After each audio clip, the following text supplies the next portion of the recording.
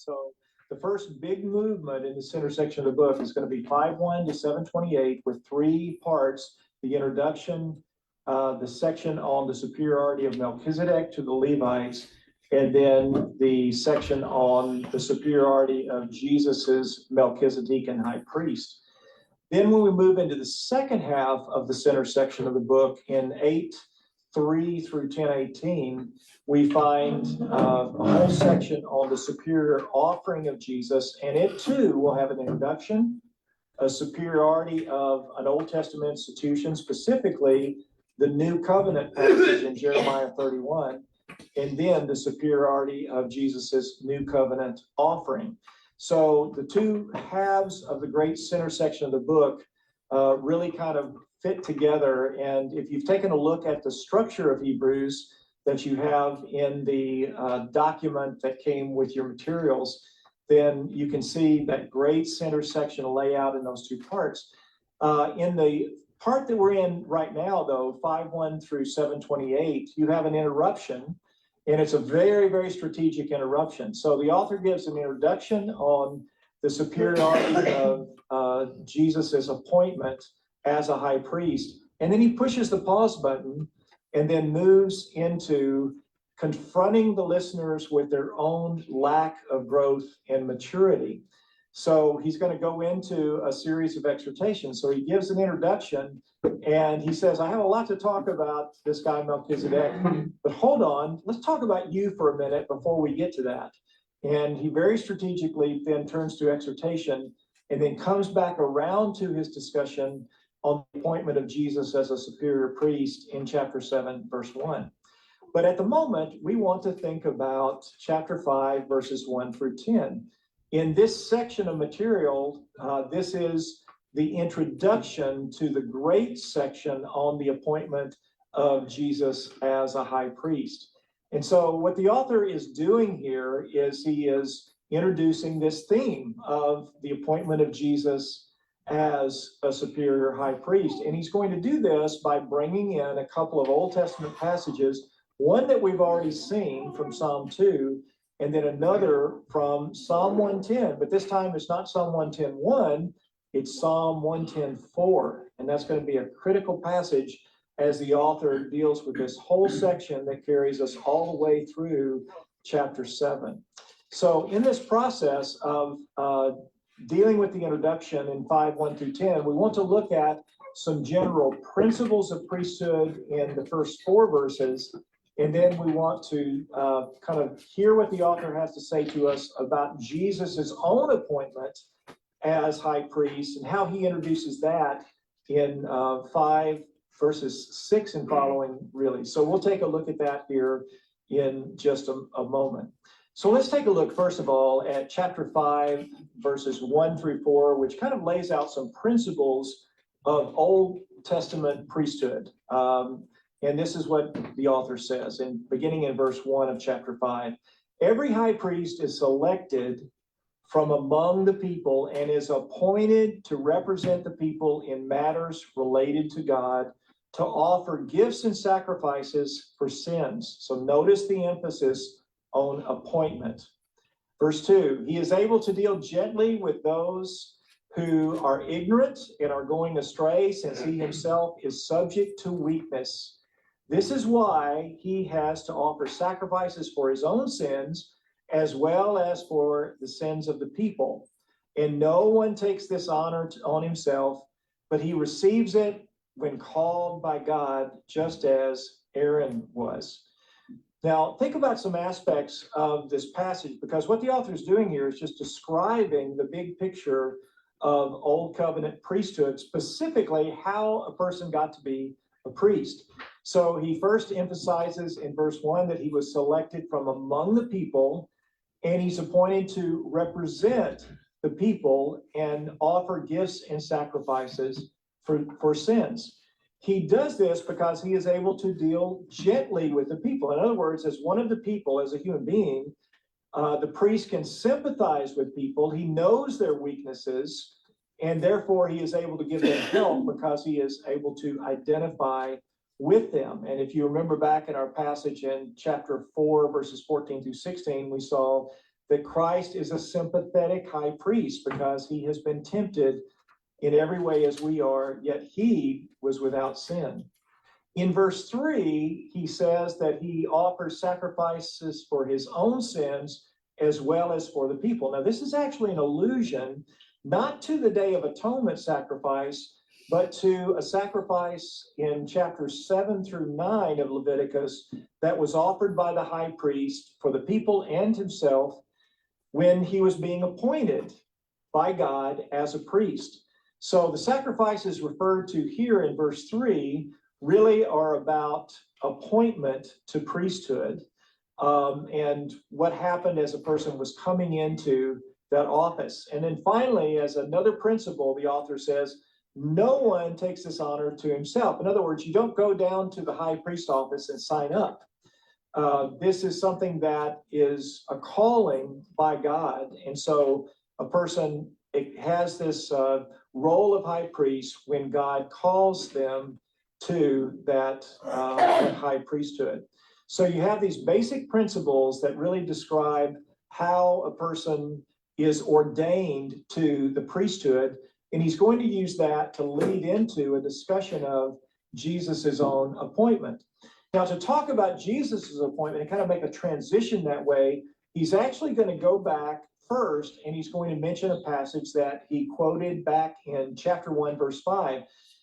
Verse 5 here in chapter 5 says, in the same way, Christ did not take on himself the glory of becoming a high priest, but God said to him, you are my son.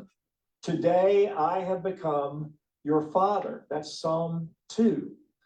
And so he brings back up a passage that he quoted way back at the beginning of the book in verse 5 of chapter 1 to then lead into a passage that has similar wording, and that is Psalm 110:4. And he says in another place, you are a priest forever according to the order of Melchizedek. Notice the similar language. You are my son. You are a priest forever. Both are declarations of something about the son. And the author says then that Jesus was appointed a high priest in the order of Melchizedek by God. So this is going to lead us into an extended section on the appointment of the Son as high priest. The words of Psalm 110:4 are going to be very, very critical, especially as we move through chapter 7. So you're going to want to watch for those words. Now, it's interesting in verses 7 through 10, the author really focuses on suffering as a key part of Christ's appointment to high priesthood. He is not only going to be appointed as the high priest, but he is going to be the offering. And so we begin anticipating that now with the author focusing on the suffering of Jesus. And we have language here that reminds us of Jesus' time in the Garden of Gethsemane. The loud cries and tears that you have in the description here in verses 7 and following, these descriptions don't really sound like what we have in the Gospels. So some scholars have suggested that what the author is doing here is actually picking up on words of the Psalms of righteous suffering. And this language that is being used here emphasizes the suffering of Jesus as he was going through the process of being appointed. In other words, his appointment to priesthood was through a path of suffering. But what would the author mean here in verses 8 and 9 when he says that Jesus learned obedience through the things that he suffered and that he was perfected? Well, we already talked about the issue of perfection back in chapter 2, verses 10 and following. That perfection doesn't mean that Jesus was flawed and then became unflawed, but he was perfected in the sense that he got all the way to the point of being able to be our high priest. He was fully fitted out, if you will, to be our high priest. And the path to that place of being able to fulfill that role was the path of suffering. He learned obedience, not that he was disobedient and became obedient, but he learned obedience in the sense that he had never walked that path before. The path to the cross and to suffering, to that absolute submission to the will of the Father that we see in the Garden of Gethsemane, that had been a path that no one had walked before. And so Jesus learned obedience in the sense that he had the full experience of completely surrendering his life all the way to the point of death on the cross, as Philippians 2:6-11 tells us. So Jesus followed that path of the Father, the path that the Father had to him, all the way to the end, and was fully equipped to serve as our high priest. His appointment was an appointment that really demanded his suffering. When we think about applications of 5:1-10, a couple of things that we might consider is Jesus is a model for us in terms of relinquishment and letting go. We too have a tendency to want to walk with God in the Garden of Eden without ever going through the Garden of Gethsemane. We don't like suffering. None of us do, and that's completely understandable. But the fact is that often God brings us to places in life where we do have to relinquish. We have to let go. We have to trust him in the midst of really challenging and difficult situations in order to kind of move on in our faith, to grow in our relationship with him. Later in the book, the author will talk about the discipline that God brings to us. In chapter 12, he uses this idea of a father disciplining a child to talk about how God shapes us even through something like the difficulties we face or persecution.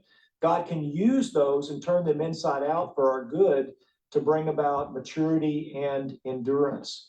So we want to be people who relinquish, who let go and just kind of release our lives to God. I found that in my own life, it is many times through difficult situations, very hard situations, which involve some suffering, that I've actually grown the most, because I was forced to come to a place of deciding, am I going to try to deal with my own resources, or am I really going to let go and trust God with this situation in my life?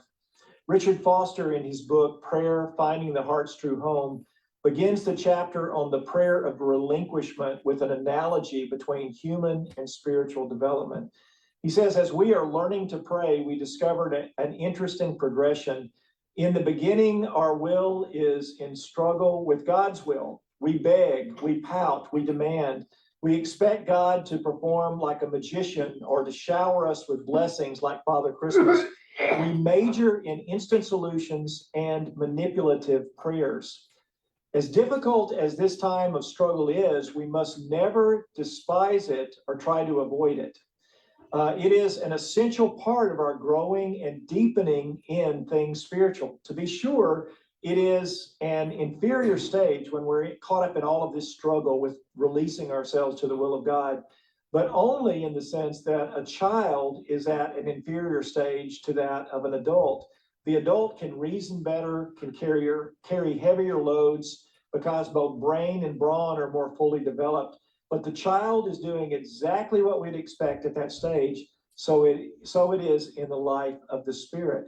What he's saying is that part of growing in the faith is going through that process of struggle and then letting go and releasing to God, to yield ourselves to him as we are following the example of Christ, who yielded himself in the midst of very difficult situations.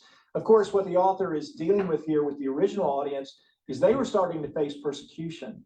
And as they went through that struggle, the author said, look to Jesus. See his example of also going through the struggle and yet coming out in a place where you trust God and you really kind of hold to him as he matures you in the faith. Now, what's going to happen at this point in the book is the author is going to turn to a series of exhortations that confront the audience very, very directly before coming back to his topic of appointment to high priesthood. So as we turn to 5:11 and following, we're going to see some very interesting, rich language where the author is challenging the believers to follow this path of maturity so that they can be people who are really enduring in the faith and living well in the world.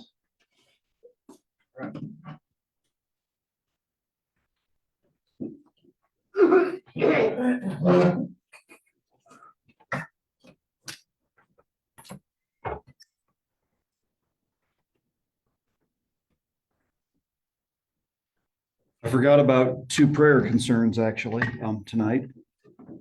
One is it's a joy on Saturday.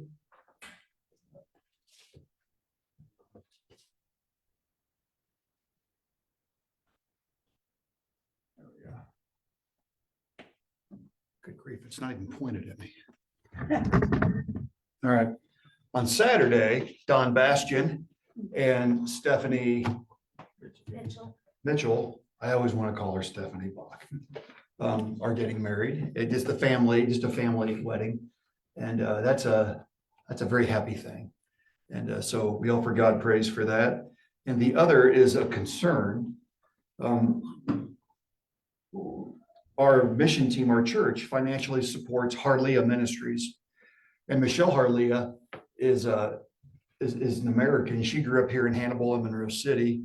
And she's married to Christy Harleah, who is a Romanian. And they live in Bucharest, Romania. They have 4 kids, 13 to 9. And she has been suffering with long-term COVID since 2020. In fact, it's been a significant health struggle for her. And she did not get good news in a visit today. And I don't know all the details, what can be shared exactly. But her dad, Milton, so you know Milton Baumgartner, he's a retired Southern Baptist pastor. And we're in a reading group together, and he was sharing today that Deanie and him, his wife, are just terribly concerned about Michelle. And they did ask for prayer. So if you keep a prayer log, a prayer journal, please keep Michelle and family in your prayer. I've never met her, but I've dialogued a lot with her on Facebook, messaging back and forth, and she seems to be super. And some of you know her. So, okay.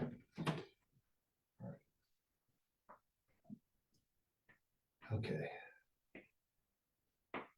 We are not going to have the same issue as last week when I couldn't control what came out of my mouth. That's one of us. Well, you have your wife on one side and Priscilla on the other. They'll keep you in line, right? They're going to box your ears.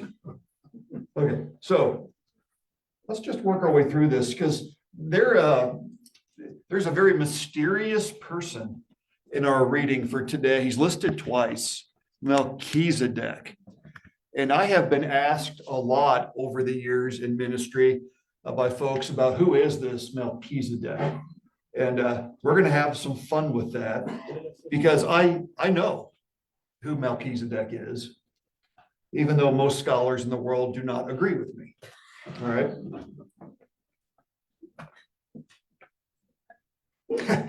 That does sound kind of. Will they get in line? I don't know what's wrong with him, Dirk. I think when you hear what I have to share tonight, you'll agree with me. And we'll all be right. And they'll all be wrong. Okay. Let's just work our way through this. For every high priest chosen or selected, I have chosen. What does the NIV say there? Selected. Okay. Yeah. They're synonyms, right? From among men. What does the NIV say? The people. Among the people. Okay. Yeah. And the reason it says among men is because only men could be high priests, right? Okay. Is appointed. What's the NIV say? Appointed. Okay. Hey, we got some agreement to act on behalf of this is men, but it should be people in relation to God, right? So one person is appointed from among the people to represent all of the people. Is everybody tracking with me so far? That's why on Yom Kippur, we talked about this last week. On the annual Day of Atonement, it is the high priest who one day a year would enter into the Holy of Holies in the tabernacle or in the temple, and would sprinkle blood on the mercy seat right at the top of the Ark of the Covenant 7 times, and what was always tied to the ankle of the high priest, a rope, right? In case God smote him. If he did not do something properly, they could pull him out. Okay. It says to offer gifts and sacrifices for sins, hamartia, sins. All right. Verse 2. He can deal gently with the ignorant and wayward. Now I know the NIV doesn't say that. Does it really? Those who are ignorant and born astray. I'm impressed. Who has a New Living Translation? Who's using that tonight? Anybody? Usually we got some. Okay. But the lanes use that. Okay, yeah. And so is Connor. Okay. Well, the New American Standard says. We didn't ask about the New American Standard.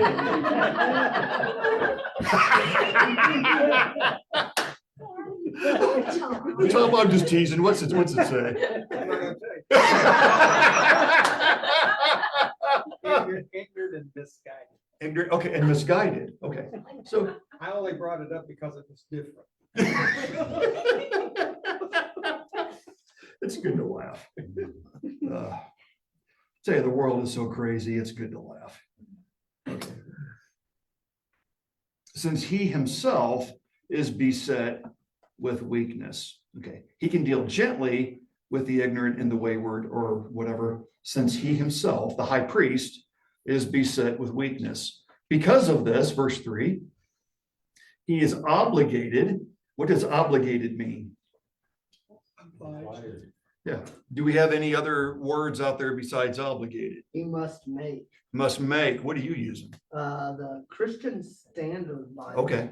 From the new whole, it's the new whole. Right. Yeah. That's only a few years old. Yeah. Bergen worked on that too, I believe. AJB says he ought. He ought. Yeah. Ought. Yeah. I actually like that. He ought. He ought to offer sacrifice for his own sins, just as he does for those of the people. Right. So when the high priest, and he's not talking about Yom Kippur here, he's talking about, as Dr. Guthrie mentioned, Leviticus 7-9, forgiveness sacrifices. You know, the high priest always has to first atone for his own sin before he's able to atone for the sins of the people.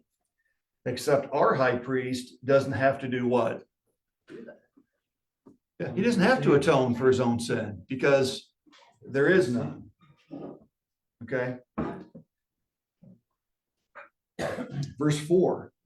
And no one takes this honor for himself, but only when called by God, just as Aaron was. Okay, so who is Aaron? Very, very good. Moses' brother. And what was Aaron's role in the Old Testament with Moses? He used to speak. He spoke for Moses, right? Moses had a speech impediment of some type. And so Aaron spoke for him. What else did Aaron do? First high priest. Yeah, he was the first high priest of the. Now, well, we got to be careful with that. He is the first high priest among the 12 tribes of Israel, of the people who would constitute Israel, right? People who had been enslaved and were let out. And I want to just be careful with that because we're going to talk about Uncle Mel here in a few minutes. Okay. Yeah. So Aaron he didn't volunteer for the job. God chose him for the job to be the high priest. And just think about this. Even Christ, the Son of God, did not assume high priestly dignity by his own initiative, right? He was submissive to the will of his Father. Now we're going to get into some Trinitarian ideals here very quickly. So I just want us to just rattle that around in your brain for a little bit. Is Jesus God? Is he fully 100% God? Yep. Okay. Is he fully 100% human being? Yep. Okay. And as God, he has fully the powers of God. Correct? Okay. So then he quotes Psalm 2, verse 7. And this is where the NIV has a boo-boo. And I am curious what the NASB says and what the Holman. You are my son. Today I have Genath and you. I have begotten you. NIV says I've become your father. Okay. What does the NASB say, Tom? Begotten. I figured it did. Yeah. It's Phillips. And Phillips does too? Okay. What does King James say? He's not there. Okay. today. What have you got, Connor? Or you're not Connor. Who are you? Dustin. Well, and it says become, but then there's a little thingy I can click that Footnote. also says begotten. Right. And the reason begotten is important is because it is deeply biblical, theological language, and it comes with a lot of meaning. So when we think about the Trinity, and one thing I need to ask of the session, I'm going to do it right now because most of the session's here. We need one of those big dry erase boards. You know that? We need one. I'll make a motion. We can, I'm a visual learner. Is somebody else a visual learner? Pictures, charts, graphs, all that kind of stuff.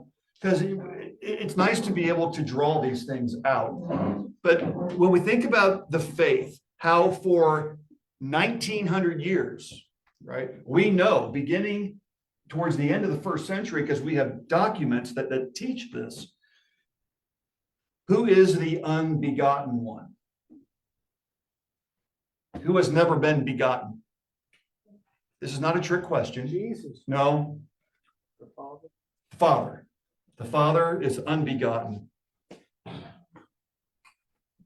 How does the Son exist? The Son always was. Okay, think about begotten language. He is eternally begotten of the Father. Okay, the Father is unbegotten. The Son is eternally begotten. Now, if it's eternal, what does that mean? There is no beginning, right? He's always been. And then we understand that the Father unbegotten, the Son eternally begotten, they do what? To bring forth the Spirit.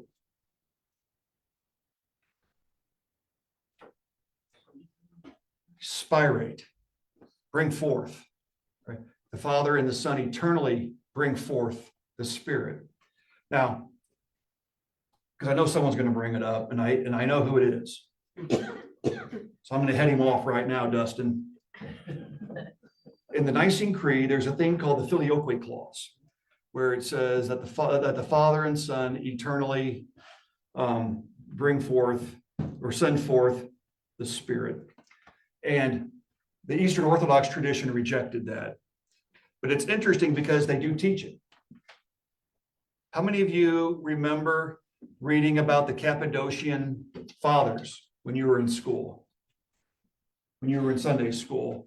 Gregory of Nyssa, Gregory Nazianzus, and Basil of Caesarea. Really? Put your hand down. I know you did.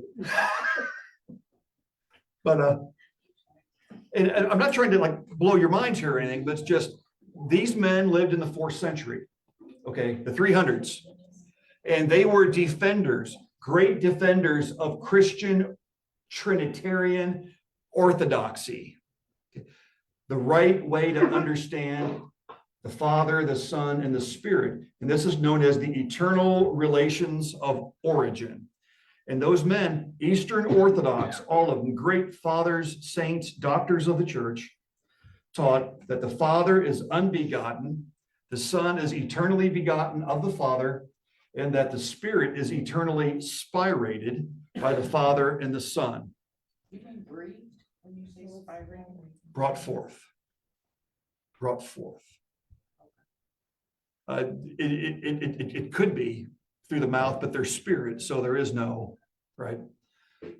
And it's because the Greek word for spirit is, anybody know? If you have air-powered tools, you use the Yeah. word. Yeah, pneuma, right? Where you get pneumatic, right? So the same word for spirit is breath and wind, breath, spirit. And the Hebrew word is, anybody know? This is a star question. Ruach, ruach. And it also means breath, wind, and spirit.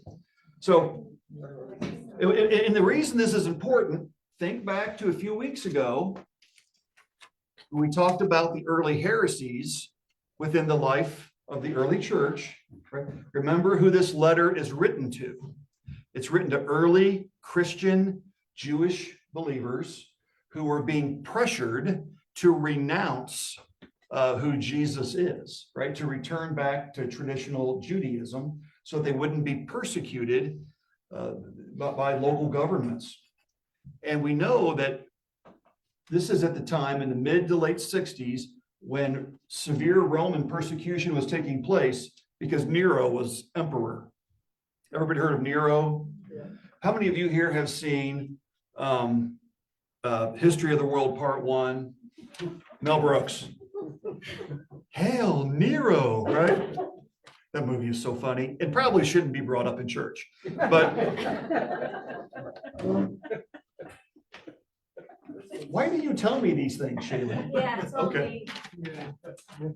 But Nero burned down Rome. It's almost certain he did in 67, I think it was 68. And when he burned down Rome, who did he blame it on? Christians. Before then, what's that? They were good scapegoats. Yeah, absolutely. Because nobody liked them very much anyway. That's right. They were this odd group of people. They were cannibals, right? They eat the body and flesh of this guy, Jesus, and just weird stuff. But he began to openly persecute them. And that's when a lot of the arena battles began to take place with lions and bears and stuff. And Nero would have these garden parties. And I talked about this a few months ago in worship. And what he would do is he would take Christians, he would dip them in wax and tie them to poles in his gardens outside the palace. He would light them on fire. And they would be torches for his party. And they were called Roman candles. And that was when Jim Mitchell yelled really loud, "That's not funny." I was like, "Jim, that's what they were called." All right. So, but yet these Christians, even from the earliest days, held fast to a confession. Can you imagine? All you have to do is say Jesus is not Lord, that Jesus is not one with God, that the Father, Son, and Spirit are not fully God together, and you will be pardoned. You will be able to walk away. You don't have to mean it. You just have to say it. And yet they didn't, right? Because they knew what they believed and they knew why they believed it.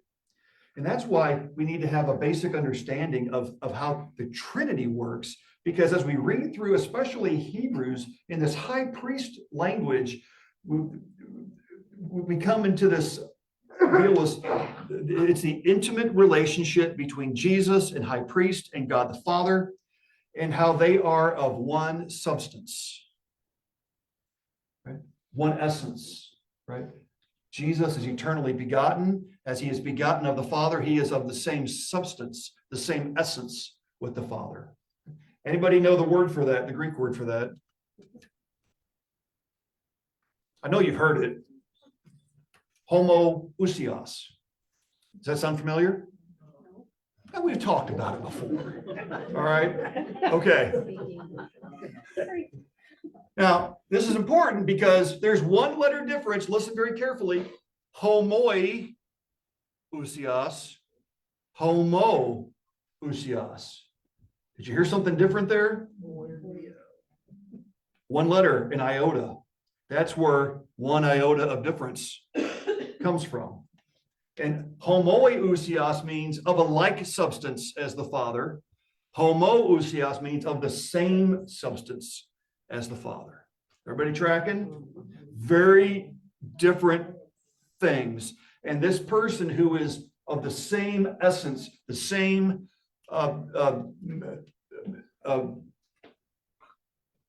nature, right? Who is eternally begotten of the Father, has come to earth, right? He has suffered on your behalf, right? That's how he has been perfected. And as Dr. Guthrie said, to be perfected doesn't mean how we think it is. It means he kept to the path that was set before him. And as he suffered along the path, he was sharpened along that path. And that is how he was called to the high priesthood. He got to where he was meant to go. That's exactly right, Dustin. Absolutely. So this is all leading up to this Melchizedek guy now. Okay, because I know you've been waiting with bated breath, and I know Dirk Sauer's got an interest in Melchizedek because we've talked about him before. So you're saying that in the version that says, "You are my son, today I become your father," is wrong. It's wrong, and it should be. Well, that's how the psalm can be translated. It's supposed to be begotten. Begotten. And the reason the NIV chose that, the NIV 11 over some other translations, is because they try not to use a lot of theological words. It's a dynamic equivalent, which means it's a thought for thought translation rather than a more literal translation, like the NASB or the ESV. Right? Because how many people know what begotten means if you're just reading something? Not a lot. Right? Yeah. Unless you, Right. What's that, Tom? unless you're familiar with the Bible. Exactly. Yeah, unless you're familiar with it. Sure. Okay. So Melchizedek. Melchizedek is a peculiar person. We first run into him in Genesis chapter 14. So if you want to put your thumb in Hebrews chapter 5, and let's turn in our Bibles to Genesis chapter 14.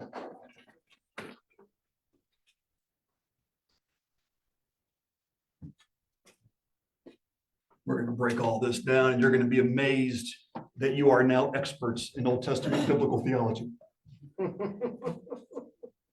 And I think Bob Bergen would possibly buy into this.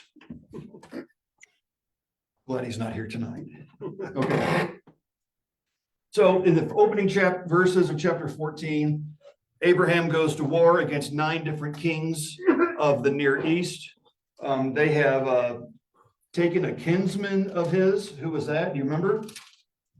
They've stolen Lot, his nephew. So Abraham gets his men together and he goes after him, and he's victorious. He defeats them. And now we're at verse 17. Okay. So we're at Genesis 14, verse 17. After his return, that's Abraham. Everybody with me?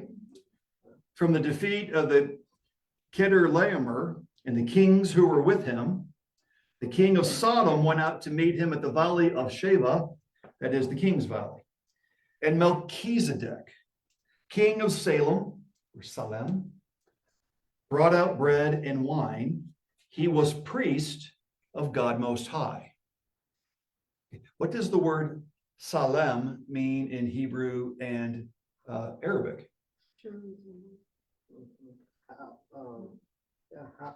Peace. Means peace. It's where shalom comes from. Okay. Jerusalem is the city of peace. Can you imagine that? Everything that's happened there over the last 3,000 years? Kind of like Philadelphia being the city of brotherly love, right? We've joked about that before. They have the kindest sports fans of anybody. Okay. And Abraham, I'm sorry, Melchizedek blessed Abraham, okay, and said, "Blessed be Abram by God Most High, possessor of heaven and earth, And blessed be God Most High, who has delivered your enemies into your hand. And Abram gave him a tenth of everything. Fascinating stuff. So Genesis chapter 12, God calls Abram, right? And the Lord says to Abram, go from your country and your kindred and your father's house to the land that I will show you, and I will make you a great nation, and I will bless you and make your name great so that you will be a blessing. I will bless those who bless you, and him who dishonors you, I will curse. And in you, or through you, all of the families, all of the peoples of the earth shall be blessed. Okay. Then in Genesis 15, God takes Abram out, right? Look at the stars in the sky and the sands of the sea. So shall your descendants be. And Abram's like, well, I don't know, God. You know, it's been 10 years since you came to me as Eleazar of Damascus, my manservant, going to inherit my estate. And then in 17, Genesis chapter 17, which is just right after this, that's when God literally cuts a covenant with Abram with the covenant of circumcision. I will be your God. You will be my people, right? But even at this point, God knows, or Abram knows, that he is a person of promise. God has promised that through him, all of the peoples of the world are going to be blessed. Abram has just won a massive victory over 9 different kings. And yet when he's camping, this Melchizedek, this king of Salem, who also we learned is a high priest of the God Most High, shows up in his camp. And Abram humbles himself before this man. I believe, it is my assertion, but it's not just my assertion. It is also the assertion of ancient Judaism, as it is also the assertion of the earliest centuries of the church, that Melchizedek is no other than Shem. I'm going to deduct stars for all of you who said Jesus, right? Although there are those who think it was Jesus. Would this be a reference to Zoroastrianism? What's that? Would this, the one true God, would this be a Ah! reference to Zoroastrianism? Oh, that's a very good question. Right? Let me build my case. Okay. So we go to Genesis chapter 9. Keep your hand in 14. Let's go to 9. We're at Genesis chapter 9, verse 24. Genesis 9, verse 24. Remember, this is Noah's family. Noah has 3 sons, Shem, Ham, and Japheth. Okay. They survive the flood. They come out. They begin having kids. Ham,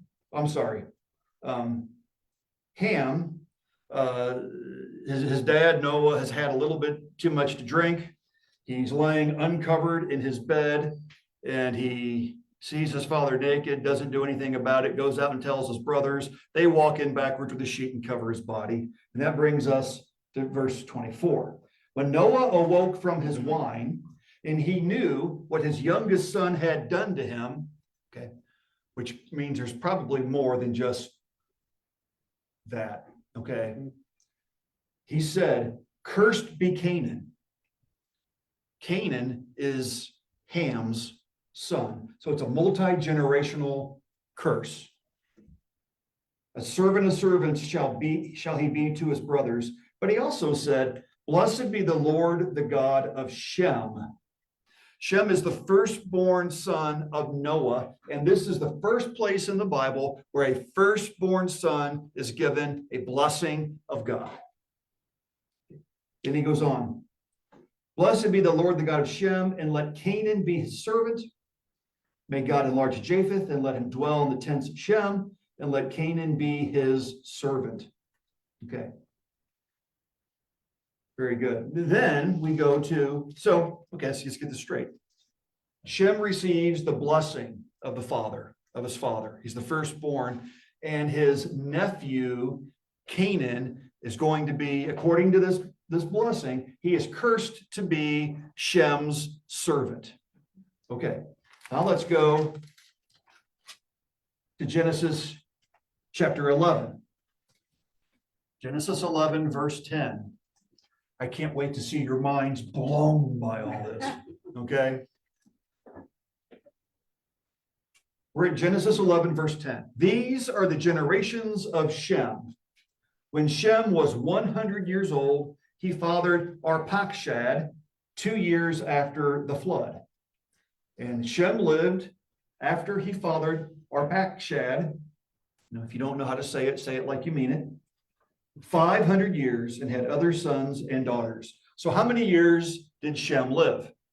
A very long time. 600. And we're not here tonight to argue about the meaning of numbers in the Old Testament, okay? He lived 600 years. If you all want to have that talk, we'll invite a special guest from across the street. Okay. If you go down 10 generations to verse 26, would somebody read verse 26, please? After Terah had lived 70 years, he became the father of Abram, Nahor, and Haran. So who is the oldest firstborn son of Terah? Abram. Also known as Abraham, He's not Abraham yet. but he will be. That's why I said also known as. I'm dancing to Father Abraham in my head. Okay. Now, Abram has just conquered a king, yet he humbles himself before this Melchizedek. Melchizedek is a compound Hebrew word. Melch or melech means what in Hebrew? Anybody? King means king. And Zadok means, what do you think that means? King of something.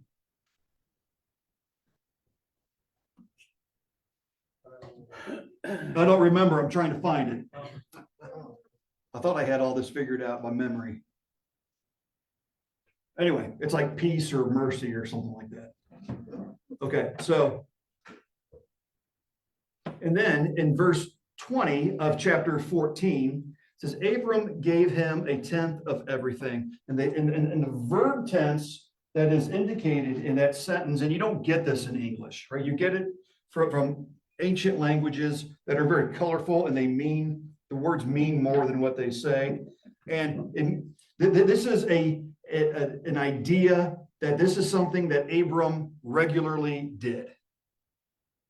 Okay, he regularly tithed money to this Melchizedek. Okay, we know that Abram was born when Melchizedek was 384 years old.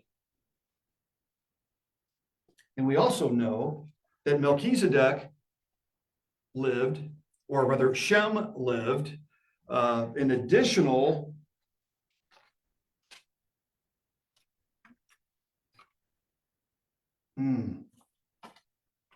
30. Means righteous. Thank you, righteousness, the king of righteousness. That's pretty good for a guy who went to Southwestern Baptist Seminary. Well, I haven't. So he lived like 33 or 34 years longer than Abram did. So this is a man who experienced the flood, who was the firstborn son of Noah, who received Noah's blessing. Noah was beloved of God, a man of righteousness. This blessing was passed on to his son, Shem. Shem would have been known by all kinds of people, right? Wherever he lived, because he was of the line of Noah.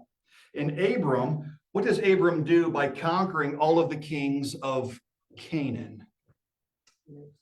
Makes them his servant. He makes them the servants of Melchizedek, the servants of Shem.